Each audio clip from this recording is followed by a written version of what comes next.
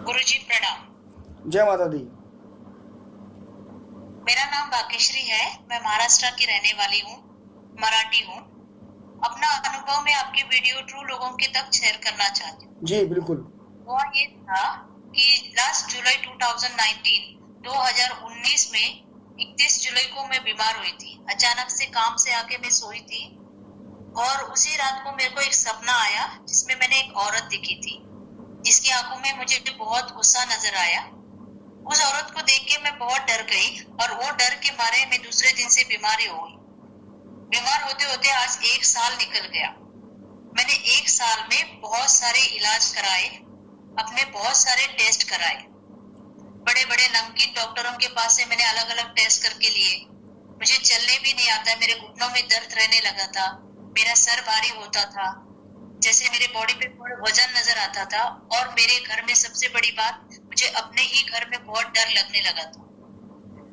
हर चीज पे मुझे डर लगता था। जैसे शाम के टाइम हर रूम में मैं लाइट जला के रखती थी, उसके बिना मैं 1 मिनट पे बैठ नहीं सकती थी और मुझे बहुत डर लगता था। पूरे 1 साल इसी तरह चलता रहा।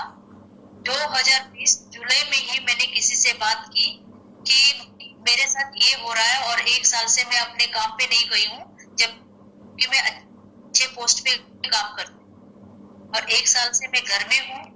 मुझे बहुत डर लगता था, मेरी तबीयत पूरी तरह खराब हो चुकी थी, मेरा आत्मविश्वास में पूरी तरह खो चुकी थी। अपने पूजा पाठ करना भी मैंने छोड़ दिया था, इतना डर लगता था घर में कि मुझे कहीं मन ही नहीं लगता था। किसी के थ्रू मुझे गुरुजी का नाम मिला और पूरे 1 साल में मैं पैसे इतने डॉक्टरों के पास लगा चुकी थी, मेरे पास पैसे भी नहीं था। तो मैंने उनसे बात की, मैंने गुरुजी से फोन पे बात की। तो मैंने उनको पहले ही बोल दिया था कि मेरे पास इलाज के लिए पैसे नहीं है। तो उन्होंने बोला ठीक है। मैंने अपनी पूरी स्टोरी उनको बताई। 1 साल से मैं किस तरह से बीमार हुई। अचानक मैं काम से आके सोई थी और अचानक एक सपना आया, बाद में डर लगने लगा, मैं पूरी तरह बीमार हो गई, पूरा मेरा शरीर जकड़ गया। उन्होंने मुझे एक ही पूछा कि क्या आपकी आंखें लाल रहती थी? और हाँ, हाँ मेरी 1 साल से पूरी आंखें लाल है और मुझे समझ में नहीं आ रहा मेरे साथ क्या हो रहा है। तो उन्होंने बोला कोई बात नहीं, आपके पास अगर पैसे भी नहीं है तो भी हम इलाज तो शुरू करते हैं। और उस दिन से मेरा इलाज शुरू हो गया। सबसे पहले मैं इस बात का धन्यवाद मानती हूँ कि उन्होंने मेरी बात सुनी। उन्होंने पैसे की बात नहीं सुनी, मेरी बात सुनी कि मेरे साथ क्या हो रहा है और उन्हें इलाज उसी दिन से शुरू कर दिया। 1 हफ्ते के बाद मुझे, जब मैंने उनको कॉल किया तो उन्होंने बोला कि आज हम क्रिया करेंगे और उस क्रिया के लिए हमें कुछ सामान चाहिए होगा, अगर आप सामान दे दो या क्रिया के लिए थोड़ा सा सामान के लिए पैसे दे दो। मैंने इधर उधर के थोड़ा से पैसे मैंने उनको दे दिए। मैं झूठ नहीं बोलूंगी, मैंने कितने पैसे पैसे? उनके आज तक, कितने पैसे?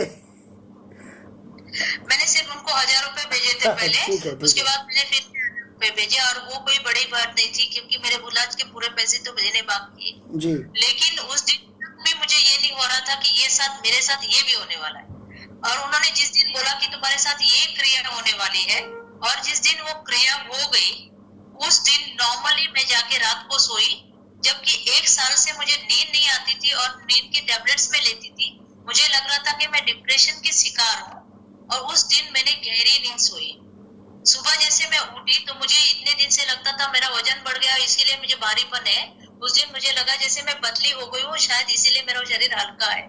मेरे घुटनों में दर्द नहीं था। 2-3 दिन के बाद इसी तरह चलता रहा। 2-3 दिन के बाद पूरी तरह मैं ठीक हो चुकी थी। आप मुझे देख सकते हो, मेरा कॉन्फिडेंस मुझे फिर से वापस मिला है। जी जी जी। ओके, मैं बहुत खुश हूँ कि ये साथ मेरे साथ हुआ है। जैसे मैं लगता था, मैं हर बार यही बोलती थी भगवान मेरे को ठीक कर दे, तो भगवान ने अपना ही दूध भेज के मुझे ठीक किया। सबसे बड़ी बात मैं ये बोलूंगी कि भगवान रास्ता दिखाता है, हमें सिर्फ पता होना चाहिए कि हाँ मैं इस पे विश्वास करके करूँ। और अब मैं काम पे जाने की तैयारी में हूँ और मुझे बहुत अच्छा लग रहा है। सबसे पहले मैं ये बात ज्यादा करूँगी, उन्होंने मुझे बहुत एहसान किया है कि उन्होंने मेरे पर विश्वास किया कि मैं,